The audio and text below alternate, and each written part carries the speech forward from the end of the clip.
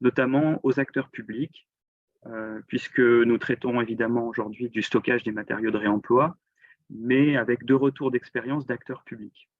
L'idée étant, on demande souvent, vous savez que le stockage des matériaux de réemploi est absolument crucial pour la généralisation de l'économie circulaire dans le bâtiment, et d'ailleurs au-delà, pas seulement du bâtiment, mais vers d'autres usages, vers d'autres filières. Toutefois, la question qui revient souvent, c'est les acteurs publics, quel est leur rôle, comment peuvent-ils impulser, soutenir le lancement d'espaces de stockage, de plateformes de stockage ou d'initiatives en faveur du stockage. Et on verra aussi que ce n'est pas juste le stockage, ça va beaucoup plus loin puisque ça pose la question de la formation, des projets, amont, aval, donneurs, receveurs, etc. Voilà. Donc, dans un dialogue avec Rediviva, nous avons pensé que ce sujet-là important nous intéresserait et pourrait contribuer à généraliser les bonnes pratiques, à convaincre aussi des acteurs publics et les orienter s'ils se posent ces questions-là. Je vais donc passer la parole à Benoît Campion, qui est le président de Rediviva, pour dire un mot. Merci Jérémy. Bonjour à tous. Moi, je vais être très rapide parce que je ne veux pas accaparer le délai qui est très court. Une heure, c'est court et pour laisser la place à la discussion. Rediviva, c'est l'acteur du réemploi en région PACA qui s'est redéployé en début d'année avec le soutien de la région et de l'ADEME qui nous a donné des financements importants, avec l'idée de vraiment de développer la filière et de réunir tous les acteurs. Quand je dis tous les acteurs, c'est pas seulement les maîtres d'œuvre, mais les maîtres d'ouvrage publics, privés, les acteurs du les entreprises du bâtiment, des travaux publics et autres. Et donc, on joue notre rôle d'association autant qu'on peut, adossé, en partenariat avec Envirobat, parce qu'on est une toute petite structure, qui a 15 salariés, qui est Laure Pizet qui anime l'association qui n'a pas pu être là aujourd'hui. Et donc, c'est vrai qu'on a un partenariat très étroit avec l'équipe d'Envirobat et Jérémy pour développer nos activités, informer le public, former, organiser des formations, informer les acteurs, sensibiliser à ces questions-là, expérimenter aussi, en tout cas l'ensemble des sujets qui aident à la construction de la filière. Je ne rentre pas dans les détails, je vous invite, si vous voulez en savoir plus, à aller sur notre site internet, vous tapez Rediviva, R-A-E-D-I-V-I-V-A, vous trouverez très vite. Mais en tout cas, juste pour introduire ce que je voulais dire, c'est que je me rends compte que chaque fois qu'on organise un événement autour de la question du réemploi, que ce soit un forum, un petit déjeuner, un webinaire, ça mobilise de plus en plus de gens. Là, j'ai vu qu'il y avait 130 inscrits, alors on ne sera peut-être pas 130, mais c'est beaucoup. Donc, c'est assez réjouissant, en fait, de voir que de plus en plus de personnes, d'acteurs s'intéressent à ces questions-là et interagissent sur ces sujets-là. Voilà. Donc, ça, c'est... Je pense qu'on a des belles perspectives et d'actions à faire ensemble. Et aussi, si vous avez des idées, des attentes de sujets que vous souhaiteriez qu'on traite dans le cadre de ces webinaires qu'on organise conjointement avec Envirobat, n'hésitez pas à nous le faire savoir et on trouvera les partenaires pour les animer. Voilà. Eh bien, merci beaucoup. Voilà, je vous invite à regarder le site web et à vous connecter aussi sur les réseaux sociaux pour suivre tous les événements autour du réemploi. On a demandé pour mieux comprendre quels sont les rôles possibles, les actions en matière du stockage des matériaux de réemploi. On a demandé à Frédéric Campanella de partager son expérience. Alors, Frédéric, elle travaille pour la mission transition écologique du Grand Avignon. Elle a un passé plus général d'AMO Elle a été notamment à l'origine de plusieurs initiatives et elle a travaillé avec la région Sud. Donc aujourd'hui, du côté de l'aménagement, de la maîtrise d'ouvrage, elle impulse un certain nombre d'initiatives. Ce qui est intéressant, c'est de comprendre que le stockage des matériaux s'inscrit vraiment dans une action globale. Il ne peut pas être détaché, même si il occupe beaucoup et fait l'objet d'un effort important, mais il ne peut pas être vraiment détaché non plus d'un travail sur la structuration des acteurs sur un territoire. Sur ce, Frédéric, je te passe la parole. Merci beaucoup, Jérémy. Donc, Frédéric Campanella. Je vais tout d'abord peut-être vous exposer quelques mots sur la communauté d'agglomération du Grand Avignon. Déjà, je viens d'intégrer l'agglo au 1er mai, donc c'est relativement récent. Et la mission transition écologique, il y a le volet énergie également derrière, date de moins d'1 an. Donc, c'est petite structure, mais très dynamique, avec comme ordre de mission de travailler de manière très opérationnelle sur le terrain. Donc, en 2 mots, le Grand Avignon, donc c'est 300 km², c'est 200 000 habitants, donc un très beau terrain de jeu. Alors, comme difficulté, c'est que nous avons 16 communes, donc beaucoup d'interlocuteurs, et on est sur 2 départements et 2 régions, avec des fonctionnements complètement différents. Mais c'est quand même un très beau terrain de jeu. On a 4 pôles principaux, donc on ne va pas s'intéresser à toute la partie ressources humaines, mais on a un pôle aménagement, un pôle technique et cadre de vie, culture, services et d'autres services supports. En fait, ce qu'il faut retenir, c'est que de par nos compétences, les opérations de travaux touchent la voirie, les déchets, tout ce qui est réseau, eau, assainissement, éclairage, mobilité. Donc, il y a énormément de thématiques liées aux travaux. Et on travaille également avec le service de développement économique dans le cadre de développement de ZAC, parce qu'on a une compétence zone d'activité. Donc là, on peut suivre les porteurs de projets privés. Donc tout ça, ça permet de dire qu'on a vraiment un terrain de jeu fantastique pour intégrer le réemploi et de manière plus élargie l'économie circulaire avec un lien très fort avec l'énergie. Voilà. Donc la mission transition écologique, donc moi je porte la thématique économie circulaire et énergie, mais on gère aussi le plan climat, air, énergie territoriale avec que des actions concrètes. C'est vraiment le point fort de notre plan climat. Et on a aussi la thématique biodiversité et bien évidemment gestion des risques. Donc, on est en train de travailler sur un plan intercommunal de gestion des risques parce que le réchauffement climatique implique aussi des risques inondations, incendies et compagnie. Donc, c'est vraiment une mission très complète et qui travaille en lien direct avec le directeur général des services. Donc, ça aussi, c'est une particularité de notre territoire. Et donc, on travaille de manière individuelle avec chaque collectivité. On suit des projets très concrets et aussi avec tous nos services de l'agglomération. Je vous ai mis quelques exemples aussi de projets. On travaille sur la zone du NPNRU, on travaille sur les zones d'activité et plus tous les opérations de travaux dans les services dont j'ai cité précédemment. Voilà, donc c'est quelque chose de très complet et on est très transversal en fait. Donc le constat, pour parler donc réemploi, mais de manière un peu plus générale, économie circulaire, on a réalisé un premier constat sur le territoire. Donc, en termes de pratiques de chantier à améliorer, moi, quand je travaille avec les maîtres d'ouvrage publics ou privés, je trouve qu'en termes de veille réglementaire, il y a un sacré boulot à faire. Donc, en interne, on va monter même des formations et des explications un petit peu sur toute cette période transitoire qui amène un nombre de textes réglementaires relativement conséquents.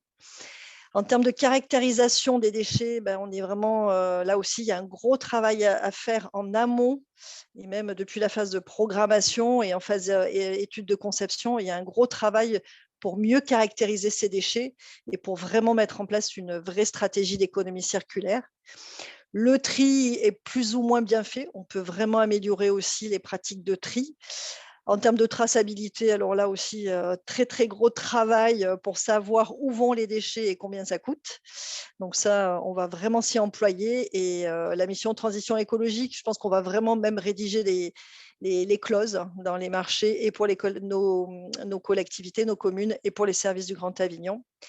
Et la hiérarchisation des modes de traitement aussi, qui est un principe de base, qui favorise en premier lieu le réemploi, là aussi, il n'est pas assez mis en avant et beaucoup de déchets, en tout cas chez nous, partent en installation de stockage. En termes d'installation, on a fait aussi une espèce d'analyse quand même sur l'offre présente sur le territoire.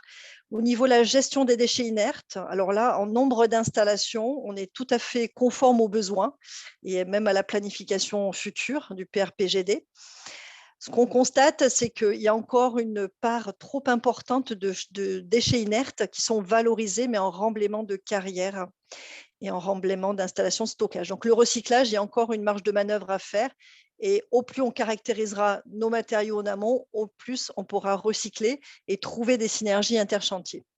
En termes de déchets non dangereux, alors clairement, c'est très, très insuffisant en termes d'installation installation de collecte et de transfert sur notre territoire. Du coup, les matériaux sont très peu recyclés. Alors, du réemploi, on n'en parle pas. Il n'est pas assez poussé ici. Et puis, on a surtout un gros problème de saturation de nos déchetteries publiques. À titre indicatif, le syndicat qui gère les déchets ménagers et assimilés, donc incluant les déchets d'activité économique sur la partie gardoise, ils ont moitié déchets provenant des particuliers et moitié déchets provenant des activités économiques, donc tout le second œuvre. Donc là, il y a vraiment un gros travail à faire. Et ce qui est complètement contradictoire avec notre territoire, c'est qu'on a des usines de recyclage de matières, plâtre, verre, qui sont sur le territoire du Vaucluse et qui ne sont pas du tout utilisés sur nos chantiers.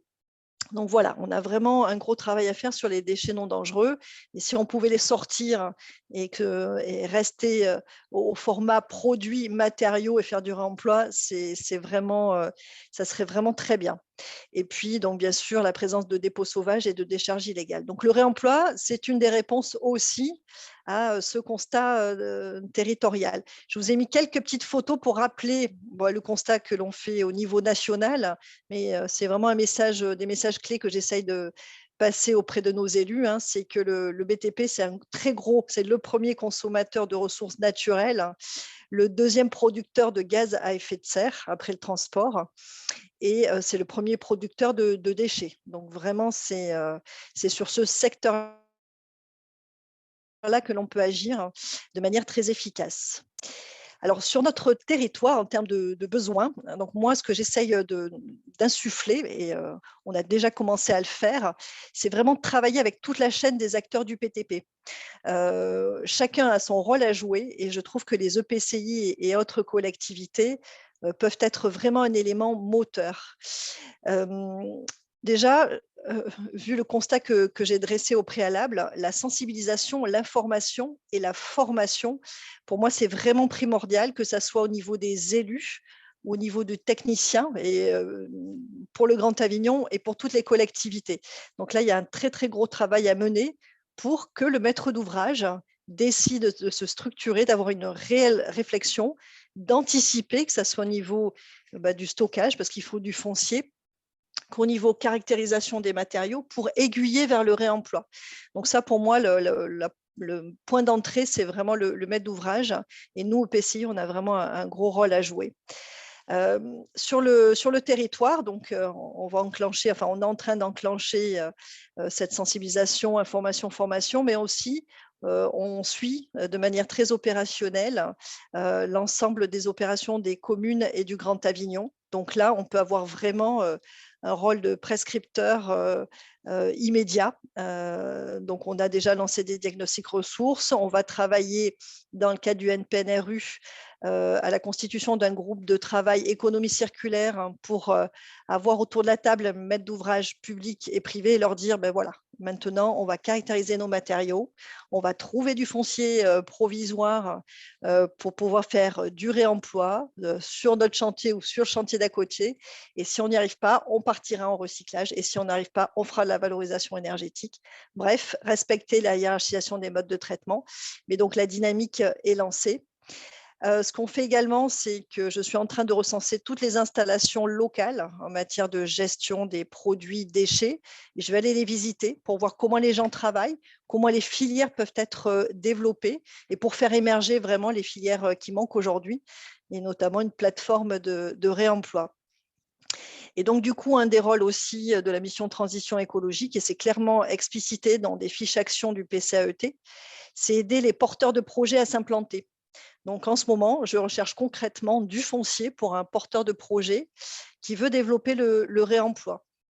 Je suis en train soit de voir comment développer à travers une étude de faisabilité du Grand Avignon une plateforme de réemploi qui viendrait en complément d'une déchetterie professionnelle et d'une déchetterie publique. Donc ça, c'est des premières pistes. Une autre piste, c'est vraiment travailler avec toutes les collectivités pour leur demander s'ils n'ont pas un bâtiment avec des possibilités de stockage aussi extérieures.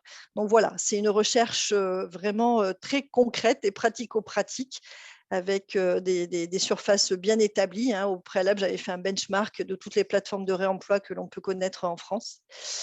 Voilà, et un des autres objectifs, c'est vraiment de suivre l'évolution de ces flux sur le territoire, que ce soit réemploi, recyclage, matière naturelle aussi, pour voir si on arrive vraiment à essayer de faire une vraie économie circulaire. Donc, pour moi, le réemploi s'inscrit vraiment dans une stratégie globale d'économie circulaire. Donc, les actions menées sur le territoire, c'est un petit peu ce que je vous disais tout à l'heure, ce fameux groupe d'économie circulaire. Et les bailleurs sociaux nous suivent. Ça, je suis vraiment très contente. Donc, le gisement, je ne me fais aucun souci, il y en a pour le réemploi. C'est pas la grosse problématique. Je vais essayer de pousser ces maîtres d'ouvrage-là aussi à introduire dans leurs opérations des matériaux issus du réemploi, parce qu'il ne suffit pas de fournir un gisement, il faut aussi les inclure. Il faut qu'il y ait tout un système économique qui se mette en œuvre sur le territoire. Sur la zone du NPNRU aussi, on est en train de voir pour du stockage provisoire, donc utiliser des surfaces à côté des installations de chantier. Donc ça, on est en train d'acter ça.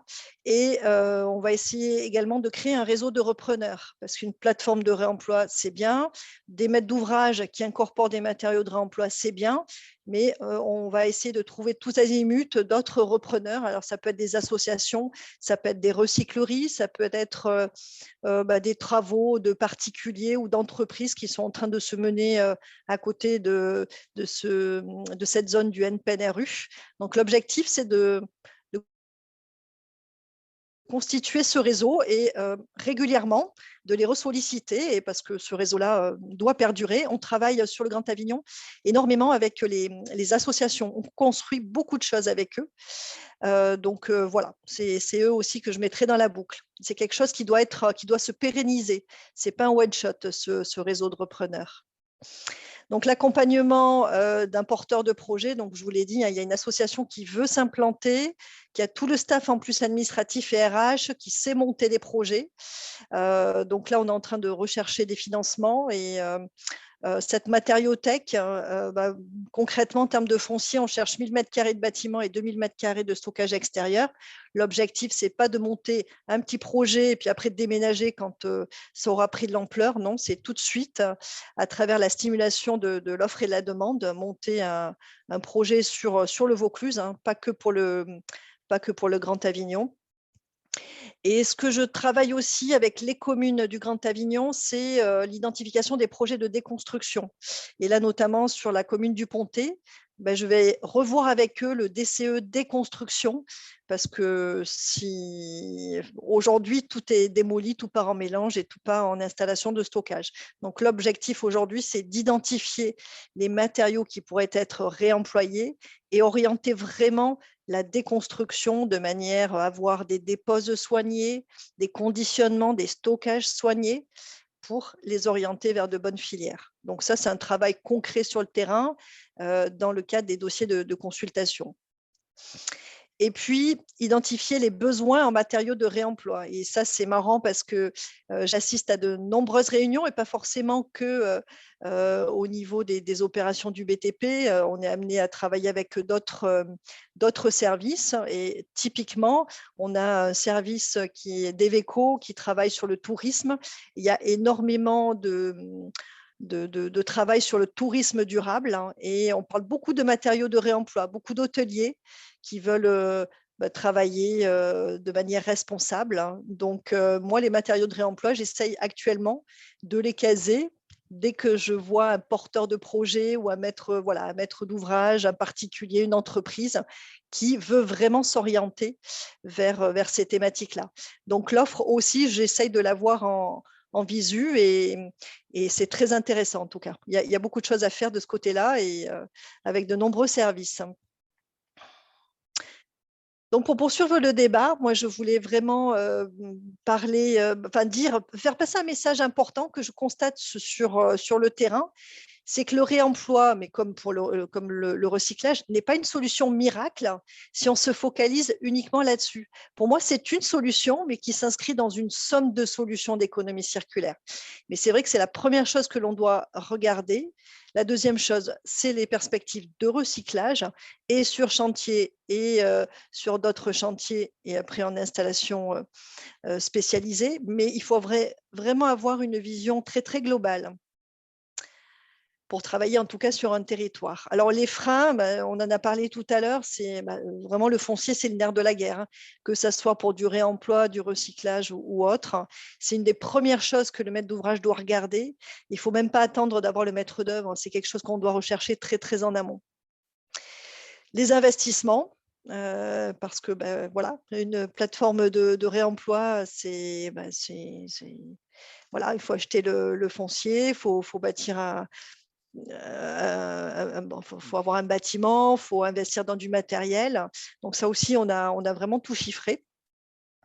C'est le volet assurantiel, on va en reparler après, et c'est aussi la validation auprès des bureaux de contrôle. Donc ça, c'est un peu les freins classiques que l'on voit actuellement. Un autre frein, mais tout ça, ça se travaille, hein, c'est pour ça qu'il faut vraiment jouer sur l'anticipation, c'est l'équilibre économique qui est relativement fragile au niveau des plateformes de réemploi.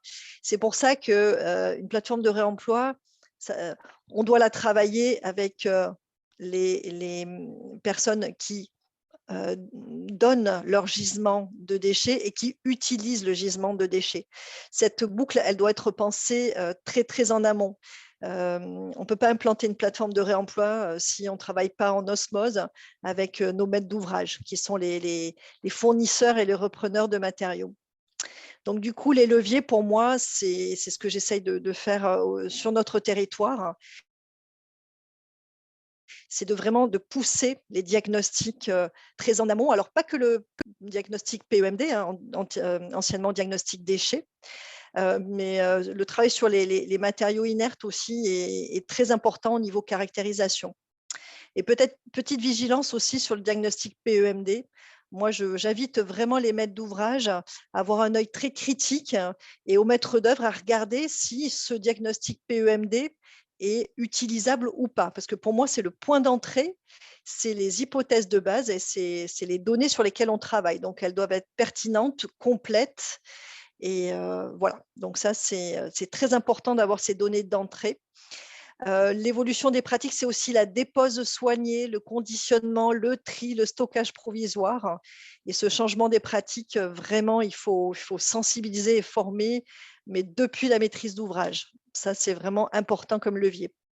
Créer un réseau de repreneurs, j'en ai parlé tout à l'heure, hein, c'est un réseau qui doit être périn, qui doit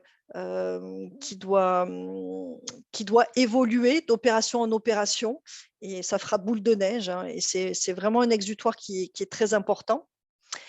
Et stimuler l'offre et la demande, et là, c'est vraiment travailler avec les maîtres d'ouvrage, hein, pour leur montrer qu'ils sont source de gisement et qu'ils peuvent aisément utiliser les matériaux de réemploi ou des matériaux recyclés.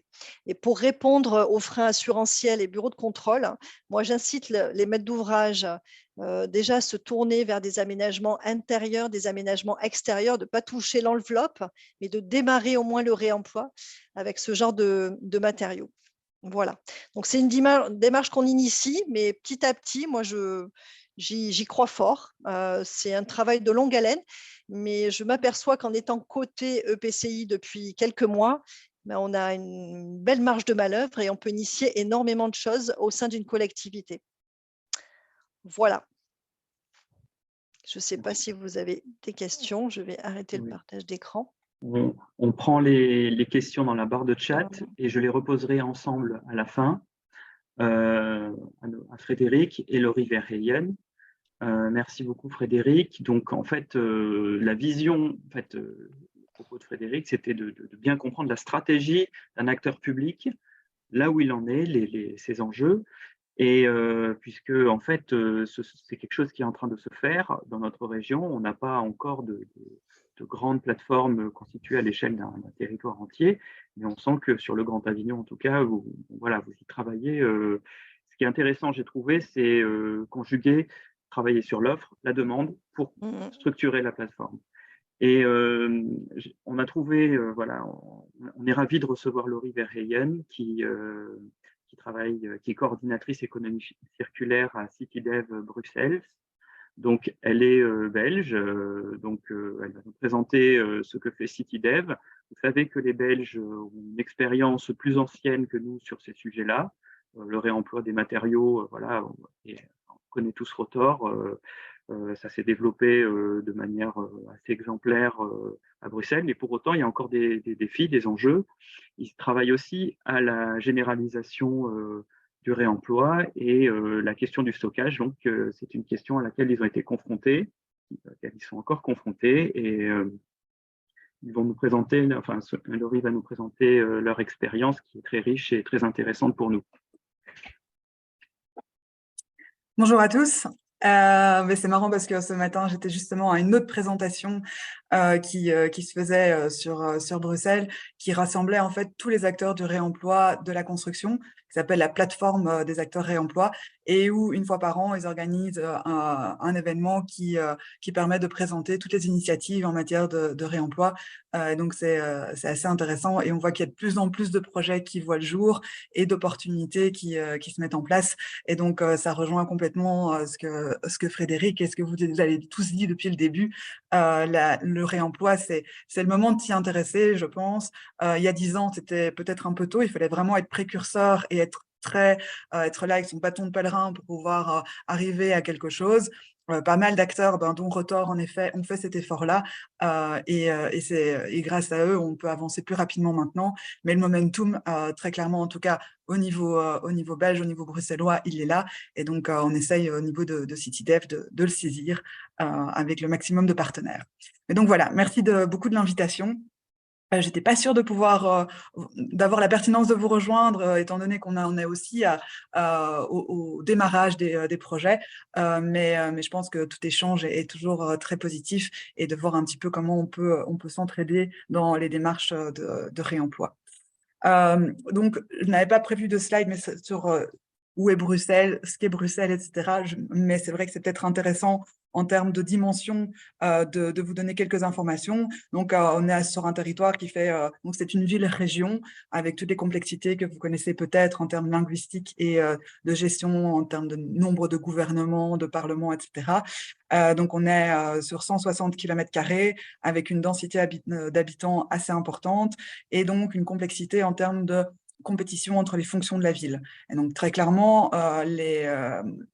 les fonctions de stockage et de logistique à part entière en tant que telles, jusqu'à présent, n'étaient vraiment pas prioritaires au niveau de la ville, de la région. Mais actuellement, avec les nouvelles stratégies qui voient le jour, notamment en termes d'économie circulaire et de réappropriation de la région pour tout ce qui est activité de production, là, ça devient vraiment quelque chose qu'il faut réinstituer au niveau de la région, des espaces dédiés à la logistique, au stockage et à toutes ces thématiques qui sont très importantes. Et donc, différentes stratégies qui sont en train de voir le jour.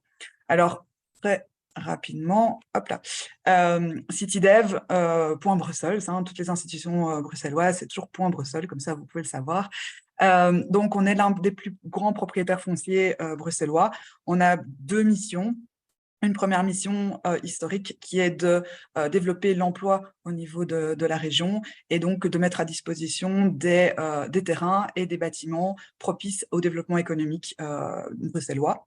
Et une deuxième mission qui est de développer des logements acquisitifs pour la classe moyenne, faire en sorte que la classe moyenne reste à Bruxelles et ne s'échappe pas en périphérie, comme c'est le cas très très souvent et encore le cas pour l'instant à Bruxelles. Et donc, quelques chiffres rapidement. Donc, on est 190 hectares, 190 hectares, pardon, de terrain en gestion. On a près de 500 sociétés qui sont implantées sur nos sites. Déjà 4646 logements construits, mais 1000 en programmation d'ici qui devraient sortir d'ici la fin de notre contrat de gestion, donc assez rapidement.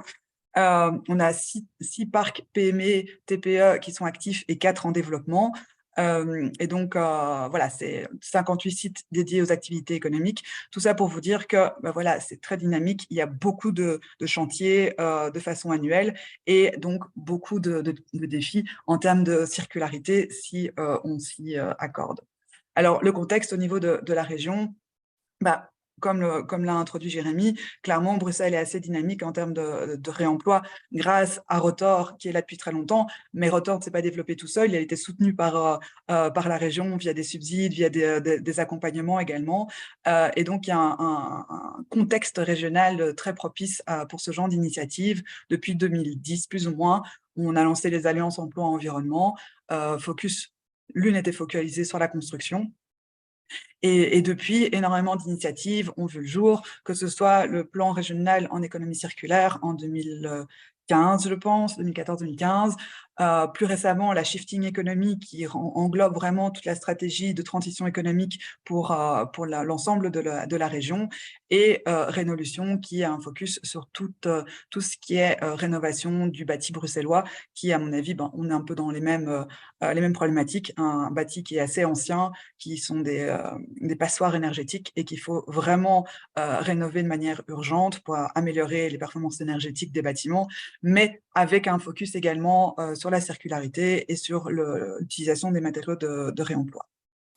Et donc, dans tout ça, CityDev s'intègre également dans ces stratégies, notamment grâce à un programme sur lequel on travaille depuis 2010, d'abord via un financement Interreg et puis via un financement FEDER, donc qui est le programme Irisphère, qui avait pour vocation, justement, au début avec son bâton de pèlerin et maintenant de manière beaucoup plus à l'aise dans un écosystème beaucoup plus mûr, de sensibiliser et d'accompagner les entreprises en matière de circularité, avec, dans cette deuxième édition qui tend à sa fin en 2023, un budget également, investissement pour développer notamment un parc à matière que l'on a focalisé sur les matériaux de construction. Donc voilà, évidemment, je vous explique ça tout de suite.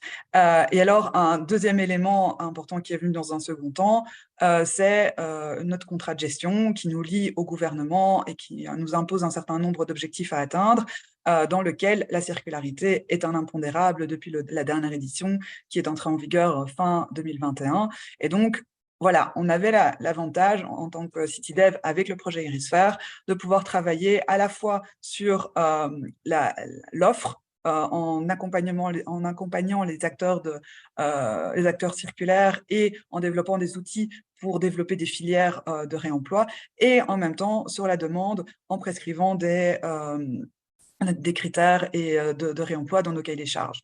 Donc ça, c'est une force qu'on avait et qui est assez intéressante. Comme l'a dit Frédéric plusieurs fois, travailler à la fois sur la demande et l'offre est primordial pour qu'un projet de cette taille-là puisse voir le jour, et même de toute taille en fait. Le réemploi, voilà, il faut travailler sur. Là, je vais peut-être repasser rapidement. C'est un constat qu'on a fait quand on a commencé à étudier dans le cadre d'Irisphère le secteur de la construction et ce qu'on allait pouvoir développer comme parc à matière. On a constaté que finalement, il y avait beaucoup de contraintes dans le secteur de la construction pour développer du réemploi, et que déjà, il y a beaucoup d'acteurs qui doivent se mettre d'accord, parler ensemble et qui n'ont pas forcément la même lisibilité des projets. Et donc, toutes ces contraintes, que ce soit en termes de foncier, ça on en a parlé, hein, le coût du foncier, le coût de la main-d'œuvre, faire du réemploi, finalement, on sait que ça doit passer par plus de temps passé sur le chantier et un coût du stockage. Il y a les problématiques liées au timing entre la remise d'une offre et le timing et le moment où le chantier sera réellement lancé. Et donc, voilà, c'est pas parce qu'on sait que ces matériaux-là sont disponibles à ce moment-là qu'ils le seront encore dans 5 ans quand le permis aura été octroyé. Je ne sais pas si ce sont les mêmes délais chez vous, mais nous, ça nous plombe pas mal de projets, les délais administratifs pour avoir des permis d'urbanisme. Il y a tout ce qui est difficulté, évidemment, de trouver les matériaux, la vision à long terme. Donc, voilà, tout ça fait que les entrepreneurs sont un peu réfractaires de temps en temps à développer des projets de ce type-là. D'un autre côté, les acteurs du réemploi, ils ont des difficultés parfois à avoir accès au gisement, même si de notre côté, ça commence à se simplifier réellement. Mais surtout, il manque de demande. Ils n'ont pas de visibilité sur quelle sera la demande des acteurs, des maîtres d'ouvrage dans les prochaines années. Est-ce qu'elle sera là? Est-ce qu'elle ne sera pas là? Est-ce qu'on peut capitaliser en disant, OK, on accepte des matériaux, des matériaux de déconstruction, on les stocke parce qu'on sait qu'on va avoir la demande qui arrive dans X mois et on est tranquille.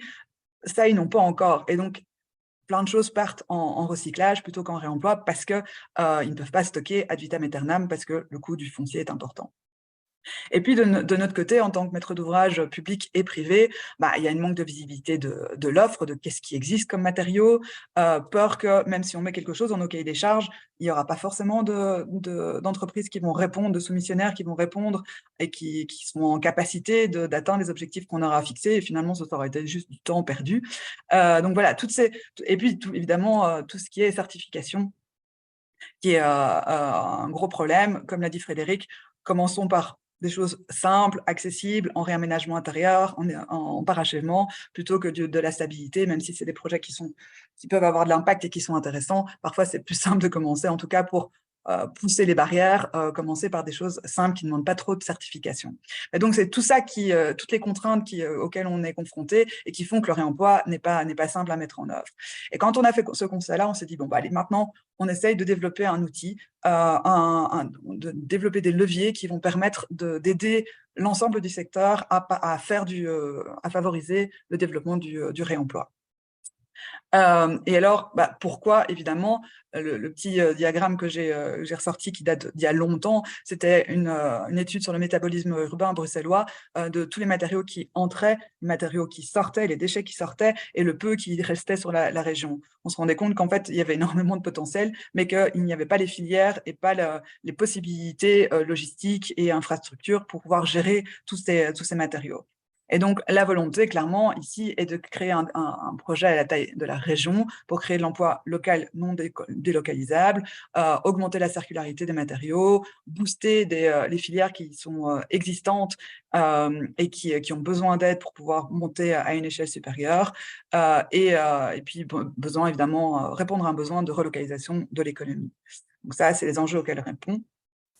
Alors, voilà les différentes étapes du projet qu'on a mené. Donc, comme je vous le disais, en 2020, on a étudié le secteur de la construction, on a identifié les flux qui étaient prioritaires dans le sens où ils étaient disponibles sur les chantiers, où il n'y avait pas trop besoin de recertification, où il y avait déjà peut-être des acteurs qui étaient en place et qui allaient avoir l'utilité de ces matériaux de manière simple. On a étudié le business model financier potentiel d'une activité se développant autour de cela.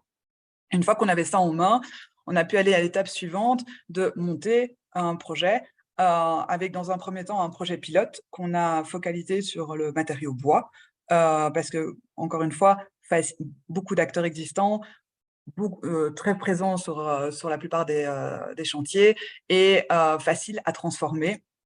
Et donc, facile à utiliser dans de l'aménagement d'intérieur et donc beaucoup d'acteurs qui pouvaient être intéressés de le récupérer tel quel.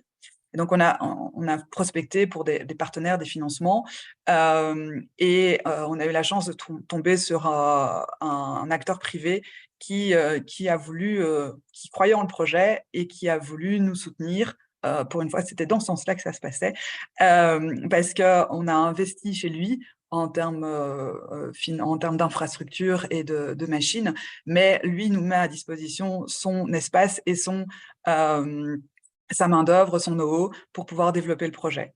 Donc ça, c'est quelque chose de super intéressant qu'on a pu mettre en place avec lui. Et le pilote va être lancé officiellement d'ici quelques mois. Et pendant tout ce laps de temps, on cherchait des partenaires, des financements, voir comment on allait monter le projet. On a, sur le côté également, travaillé au sein de CityDev à des projets pilotes de stockage temporaire de matériaux.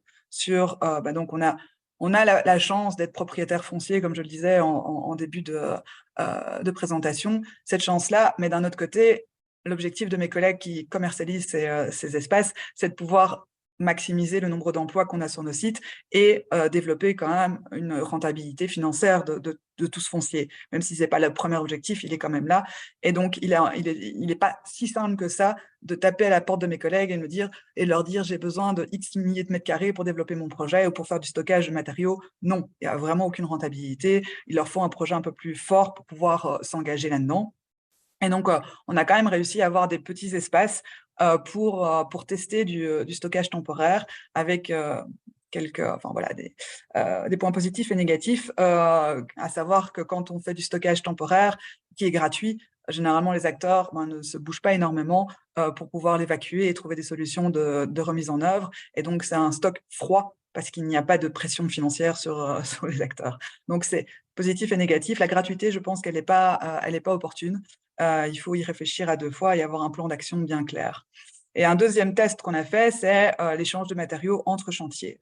Et donc, on avait identifié dans un chantier des pavés qui étaient en grande quantité et on a pu, avec la volonté de mes collègues, de pouvoir les récupérer et d'identifier un autre chantier qui pouvait les accueillir dans un laps de temps plus long, mais qui avait la capacité de les stocker et de pouvoir les stocker en attendant que le chantier démarre.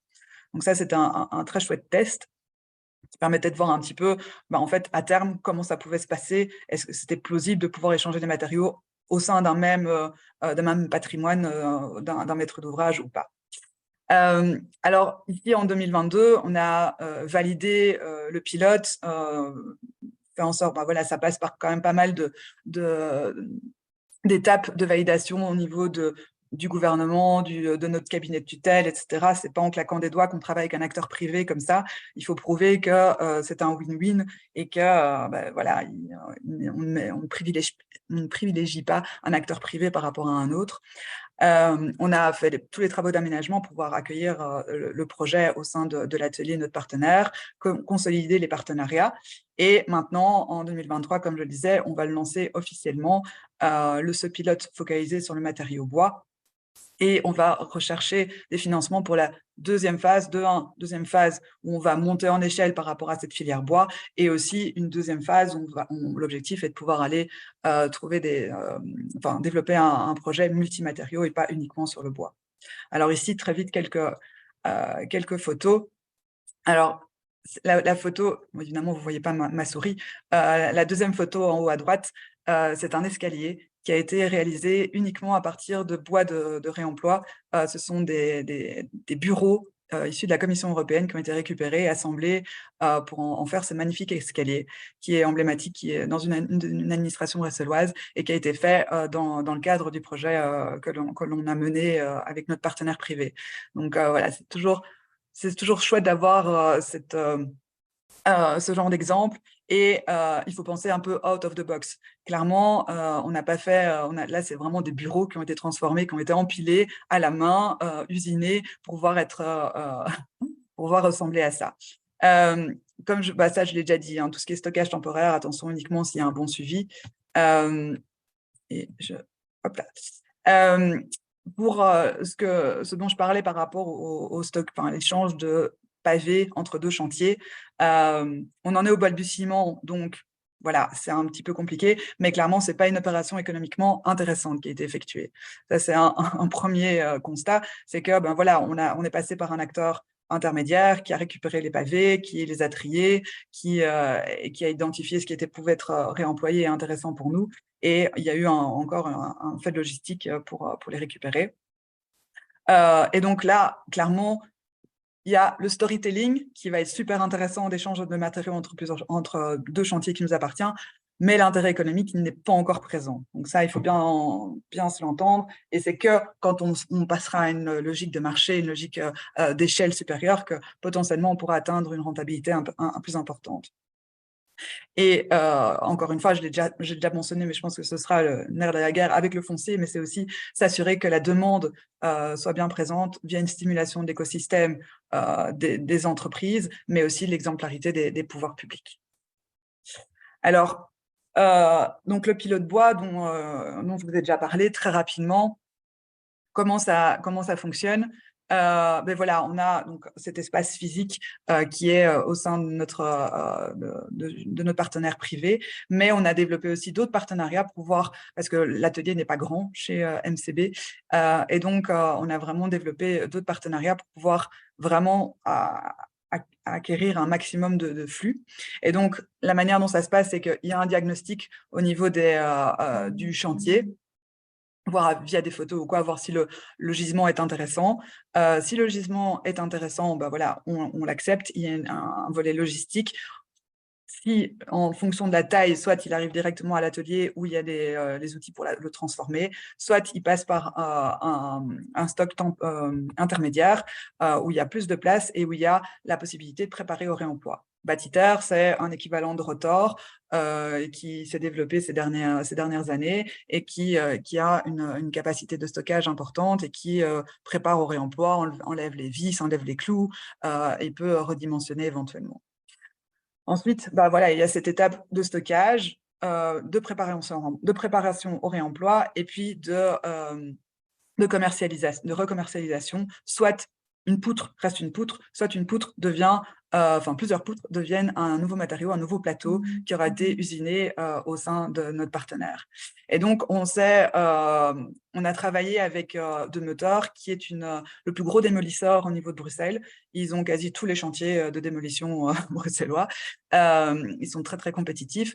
Et donc, eux, ils voient passer énormément de matière. Et donc, on a créé un accord avec eux pour récupérer tout ce qui est déchets bois de bonne qualité. Et donc, encore une fois, ils nous envoient des photos, on voit si ça a l'intérêt, on accepte ou on n'accepte pas, mais ça nous permet d'avoir un approvisionnement récurrent de matériaux et de manière de plus ou moins stable pour pouvoir tester le projet.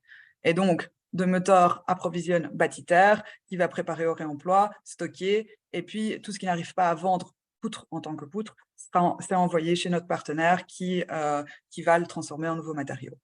Donc, et ensuite, pour tout ce qui est demande, parce qu'il faut, comme je le disais, stimuler la demande, il y a soit le secteur de la construction, les acteurs de l'économie circulaire qui sont dans notre écosystème et qu'on connaît bien, tout ce qui est aménagement d'intérieur, et voilà, et on stimule ça et on est là pour maximiser la visibilité du projet.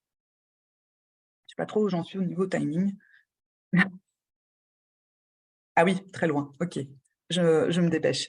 Et donc, voilà, ça c'est le projet pilote. Ici, on en est au projet, on veut aller plus loin et donc avoir un projet multimatériaux qui permet d'avoir un projet à la taille de la région pour tous les matériaux de construction, où l'enjeu est de pouvoir travailler à la fois sur donc, la demande l'offre avec des inventaires systématiques de matériaux sur tous les projets, systématiser aussi dans les cahiers des charges des critères réemploi dans les cahiers des charges publics, mais aussi privés, développer un outil de matchmaking entre ces inventaires et les besoins pour les nouveaux projets, et puis tout cet aspect de stockage, préparation au réemploi, logistique.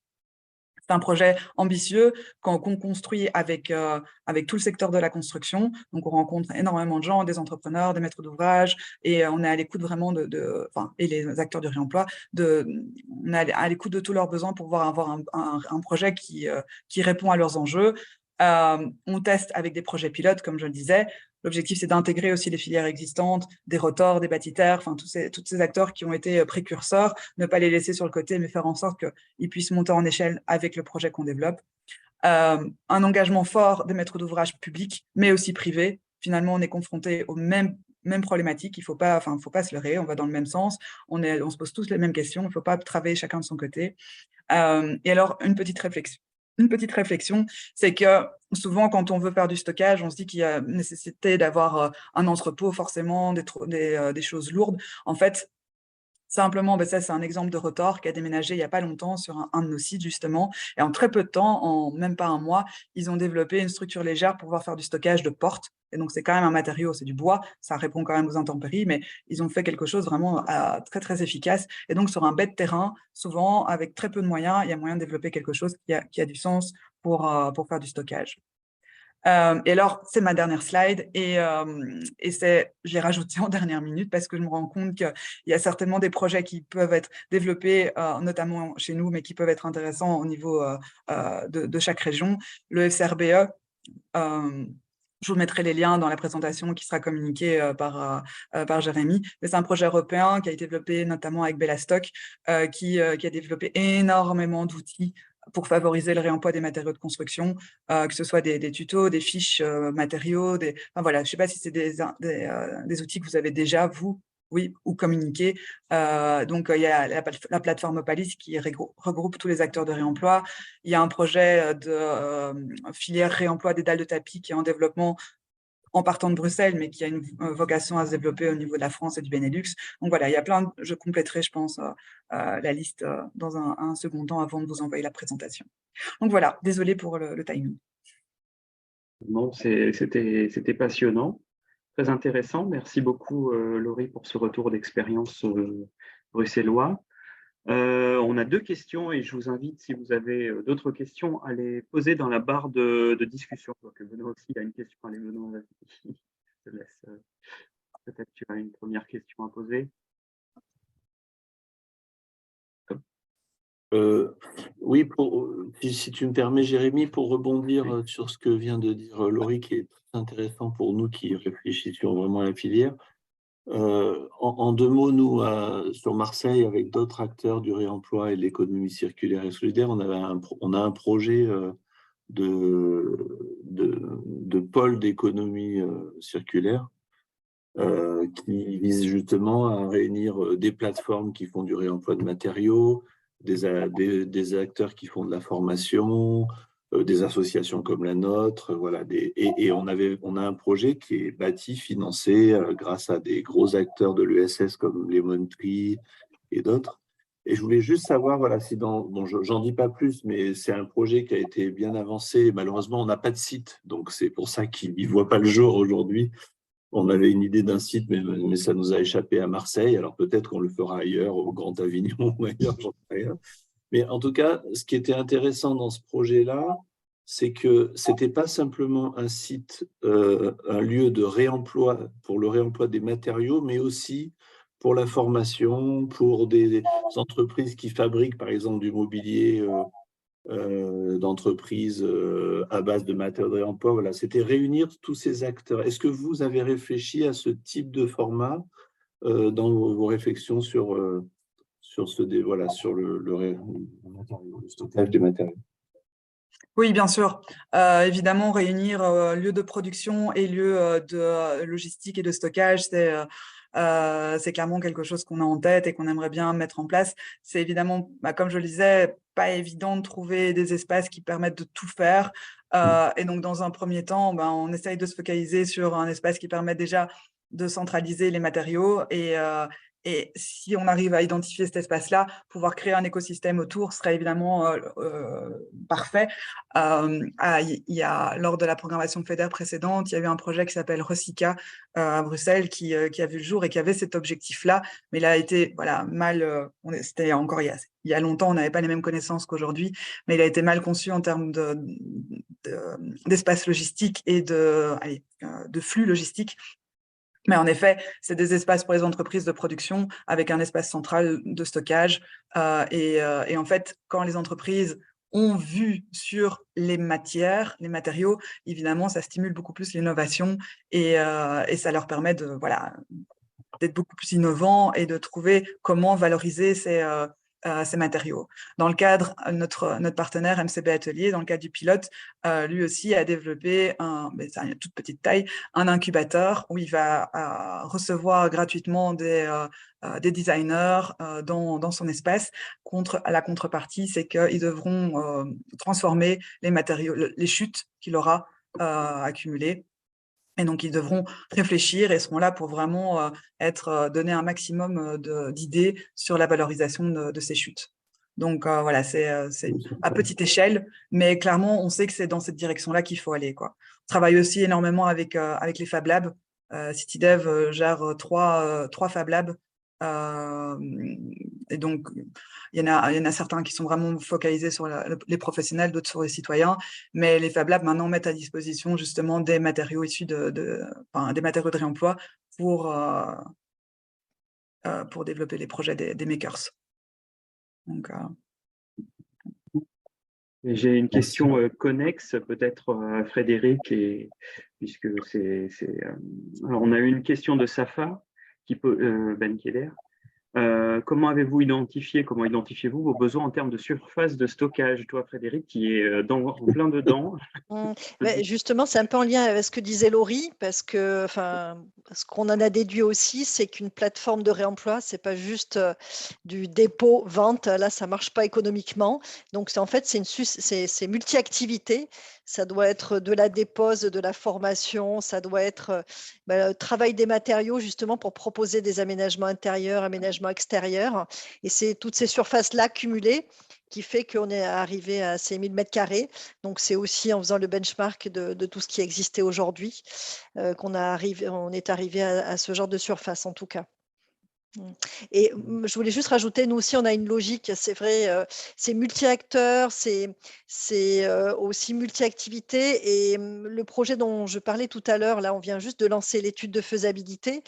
Nous, c'est vrai que sur une ancienne friche industrielle, donc on lance cette étude de faisabilité où on a le déchetterie pro, déchetterie publique, on a même un centre de tri des encombrants et cette matériothèque là que j'ai réussi à rajouter parce qu'il y a vraiment du sens aussi, il y aurait du gisement sur place et il y a aussi cette problématique de saturation des déchetteries publiques où là, sur ce site multi-activité, les artisans pourraient venir, donc leur surplus de chantier, paf, je le laisse à la plateforme de réemploi. Le bois, au lieu de le mettre au recyclage, allez, je le détourne et au niveau de la plateforme, on récupère ce qui est vraiment plus intéressant et hop, j'ai plus qu'à jeter à côté et à mettre au recyclage. Donc, il y a du sens aussi en termes de service auprès des artisans. Voilà, mais c'est vrai qu'une plateforme, c'est multi-activité, je suis entièrement d'accord. Je voulais juste rajouter aussi que sur notre territoire, ce que je vois aussi, c'est que les privés, ils sont vraiment très moteurs. On a une grosse entreprise générale qui propose, qui veut développer le réemploi. Donc, je pense qu'aussi, on va travailler avec eux. Donc là, eux, ils proposeraient à leurs clients des matériaux travaillés issus du réemploi. Et sur le développement de la zone économique d'Agroparc, et il y a énormément aussi de porteurs de projets qui veulent faire du réemploi, du recyclage, de l'énergie positive, des bâtiments béton de terre, enfin voilà, qui sont vraiment très, très enclins à faire du durable. Donc voilà, je pense qu'on est bien aidé aussi avec ces acteurs-là. C'est clair que c'est quelque chose qu'on aimerait bien développer aussi, c'est au lieu d'avoir un espace uniquement dédié aux matériaux de réemploi, c'est de travailler avec les fournisseurs de matériaux classiques et d'avoir un espace dédié aux matériaux de réemploi dans leur magasin. C'est quelque chose qu'on met en place qu'on tente de mettre en place au niveau du bois, qui devrait percoler. Tant que le fournisseur y voit un intérêt, évidemment, ça peut fonctionner. Mais c'est une bonne manière d'écouler aussi les matériaux de réemploi et de faire en sorte que finalement, du réemploi ou du neuf, pour certains matériaux, c'est exactement la même chose. Tout à fait. On a quelques autres questions. Une première question, moi, que je me posais à propos de l'initiative de Rotor à Bruxelles qui a été mentionnée. Laurie, tu as mentionné une structure légère. C'était en un mois, il l'avait montée. Est-ce que tu pourrais nous en dire plus? Et puis on a, je veux dire concrètement, c'est quoi? C'est un chapiteau? C'est quelque chose. Non, c'est pas un chapiteau, c'est structure bois avec des bâches plastiques et ils ont fait appel à des bénévoles. Rotor est quand même assez connu, donc leur réseau était important et ils ont vite eu le succès qui était nécessaire.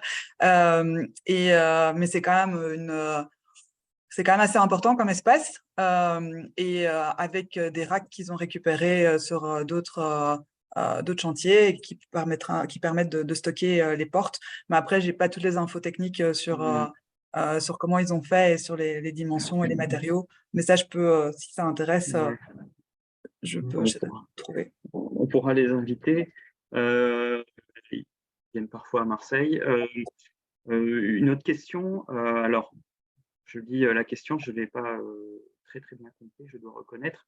Je vous la pose à vous deux. Pensez-vous que le déploiement de plateformes de stockage dédiées à destination de plateformes de réemploi sous forme de location d'espace serait une solution intéressante? Donc, j'imagine que c'est en fait une sorte de macro-espace qui ensuite reloue à des plateformes plus spécifiques, des entreprises en fait.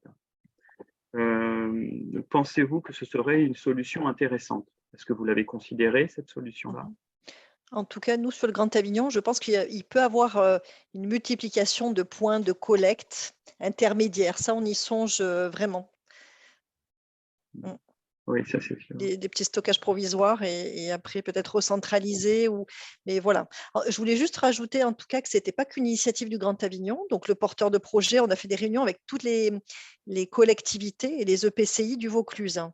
Donc, il y a une réelle demande et l'objectif, c'est de travailler tous ensemble aussi, hein, pour ne pas multiplier des plateformes à tout va, pour que ça soit vraiment en fonction des besoins et des besoins chantiers, pas besoin de collectivité. Voilà. Et par rapport au stockage, la grosse problématique, parce que nous, forcément, on réfléchit beaucoup à la question. Si on démultiplie les haltes, les étapes, ça évidemment démultiplie les coûts aussi. Et donc, parfois, c'est pas forcément simple d'avoir du délocalisé. Mais il faut trouver un modèle hybride entre du centralisé et du décentralisé. Je pense qu'il y a clairement une grosse réflexion qui est toujours en cours là-dessus pour savoir quelle est la meilleure solution possible. Nous, on avait pensé par rapport parce qu'on avait l'impression que les entrepreneurs avaient des espaces de stockage qui pouvaient être disponibles par moment. Finalement, ça s'est avéré un peu faux. Mais il y avait cette réflexion de se dire, valorisons tout espace qui est libre au niveau de la région, peu importe s'il est privé, s'il est public, et trouver un moyen de fonctionner pour pouvoir stocker quand on a un chantier qui est juste à côté de cet espace de stockage, peu importe s'il appartient au maître d'ouvrage, à l'entrepreneur qui est responsable du chantier ou pas, on trouve un moyen de fonctionner pour pouvoir stocker à cet endroit-là et qu'il y ait un échange, ce soit avec une monnaie locale d'échange ou autre, de pouvoir fonctionner de cette manière-là. Mais ça, on n'a pas encore testé, évidemment, et c'est quand même très complexe à mettre en œuvre. Mais oui, avoir un mapping de tous les espaces de stockage disponibles dans la région, avoir un acteur qui répertorie ça et qui fait que on peut y faire appel et avoir un moyen unique de location, je pense que ça pourrait être une option intéressante. C'est ce sur quoi on est en train de travailler pour tout ce qui est occupation temporaire. Parce qu'évidemment, donc, on a des sites qui sont vides entre le moment où on l'acquiert et le moment où on développe avec tout ce qui est permis dont je parlais tout à l'heure. Il y a des moments où il y a des vides locatifs. Et donc, pour éviter ça, c'est vraiment un gros enjeu chez nous, faire en sorte qu'il y ait le moins possible de bâtiments vides. On a toute une équipe occupation temporaire qui a été mise en place il y a plusieurs années. Et maintenant, on développe ça à l'échelle de la région pour tout ce qui est patrimoine privé et public et faire en sorte qu'il y ait une seule plateforme, un seul point d'entrée pour tout ce qui est demande d'occupation temporaire. Et donc, ça pourrait être la même chose pour des espaces de stockage, finalement. Oui. Je vais passer à la dernière question. On avait une question tout au début de Laurent. Alors, c'est une question plutôt dans le contexte français, je dois avouer, puisque Laurent se demandait, dans votre stratégie de mise en place, les produits de réemploi concernent-ils également le secteur de la construction neuve? Alors, c'était pendant la présentation de Frédéric. Avec ce point qu'il soulevait, les FDES extrêmement rares à faire référence au réemploi. Donc, en fait, ce que j'imagine qu'il veut nous suggérer, c'est que dès lors qu'on fait un projet neuf avec du réemploi, c'est difficile de le faire passer dans le cadre de la réglementation française actuelle, RE 2020, de le valoriser parce qu'il y a très peu de fiches qui disent bah voilà l'impact environnemental d'un matériau de réemploi. Donc, voilà. Donc, est-ce que Frédéric, tu as réfléchi c'est pour ça, enfin, moi je suis très pragmatique et on commence petit et on verra jusqu'où on peut aller. Et d'abord, c'est une affaire d'opportunité, le réemploi, et c'est au cas par cas. Moi, j'opte plus pour de l'aménagement intérieur ou des aménagements publics, d'espace public, parce qu'on a la compétence, donc il y a des choses à faire. Et à prévoir au cas par cas. Et j'ai en tête un porteur de projet là, qui veut vraiment mettre le paquet là, sur Agroparc. On verra. Ils ont un AMO développement durable. On va voir comment, déjà, où aller trouver la matière. Donc là, ça fait l'objet de la recherche des gisements. Hein. Ce sera une affaire d'opportunité et voir comment il l'intègre dans son projet. C'est vrai que pour la RE 2020, c'est pas évident. Alors, il y a certaines entreprises, là, il y a Dempsey qui s'est lancé dans la requalification de fenêtres. Donc là, là c'était une affaire aussi d'opportunité. Ils avaient un gros gisement de fenêtres, ils l'ont fait requalifier. Donc là, on pourrait remettre ces matériaux-là sur le marché. Mais c'est une grosse entité, hein, c'est une filière d'Eiffage. Voilà. Mais pour moi, c'est vraiment qu'une affaire d'opportunité. Très bien, merci. Alors, une dernière question voilà, pour la route. Est-ce qu'en Belgique, vous avez de la réglementation incitative pour le réemploi ou dans ce sens-là, ou à Bruxelles? Pas pour l'instant, mais ça, j'ai appris ce matin que certaines primes pouvaient être pour des rénovations, dans le cadre de rénovation, certaines primes énergie pouvaient être augmentées si on prouvait qu'il y avait du réemploi qui a été mis en place dans le projet. Donc voilà, c'est dans le cadre de la stratégie Rénolution qui est entrée en vigueur il y a 1 an, il y a quand même des nouvelles choses qui sont mises en place pour favoriser le réemploi, mais il y a rien. Il y a un peu d'incitatif, mais il n'y a rien de coercitif pour l'instant. Et clairement, c'est l'enjeu de la région de pouvoir travailler là-dessus et de dire, à partir du moment où il y a des infrastructures, où il y a les moyens de pouvoir mettre en place quelque chose, on va dire maintenant, on impose, en tout cas au secteur public, de pouvoir aller dans cette direction-là. Mais pour l'instant, c'est très anecdotique.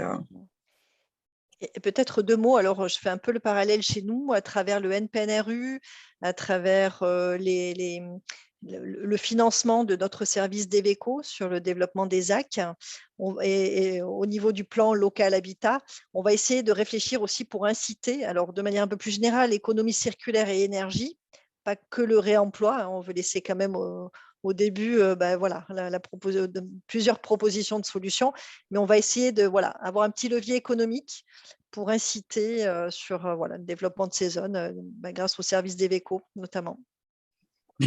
C'est sûr qu'en termes de levier économique, il y a tous les appels à projets qui étaient focus économie circulaire plus que uniquement réemploi. Et donc, on a eu depuis 2015 avec le programme régional en économie circulaire, il y avait des appels à projets avec notamment les chantiers circulaires où il y avait des incitants pour, c'était l'un des enjeux, c'était la circularité des matériaux. Et c'est notamment comme ça qu'on a testé au sein de CIDEV, grâce à un soumissionnaire, je crois que c'était un entrepreneur ou un promoteur, le premier projet de circularité où on a récupéré les briques d'un bâtiment industriel pour les remettre dans un nouveau bâtiment de logement, dans sa reconversion en bâtiment de logement.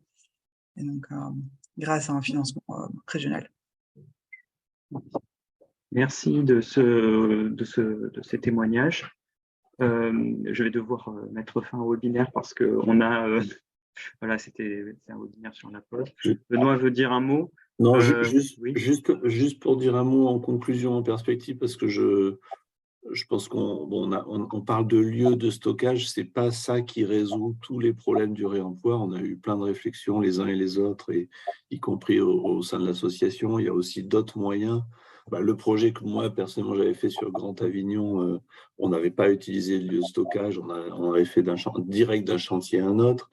Et puis, il y a des plateformes qui se sont mises en place. Enfin, voilà, il y a aussi d'autres formes d'échange de matériaux. Je ne vais pas les énumérer, mais dans cet écosystème et dans tout le développement de la filière, ce n'est pas le b.a.-ba de la réussite du réemploi, la question du stockage. Bien sûr que c'est une question essentielle et très importante, mais qui est liée aussi au moyen d'échange direct entre un maître d'ouvrage qui a un gros…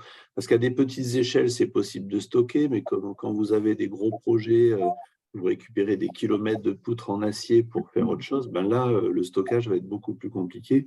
Donc voilà, il y a d'autres formes directes d'échange et ça, c'est un vrai challenge pour la filière.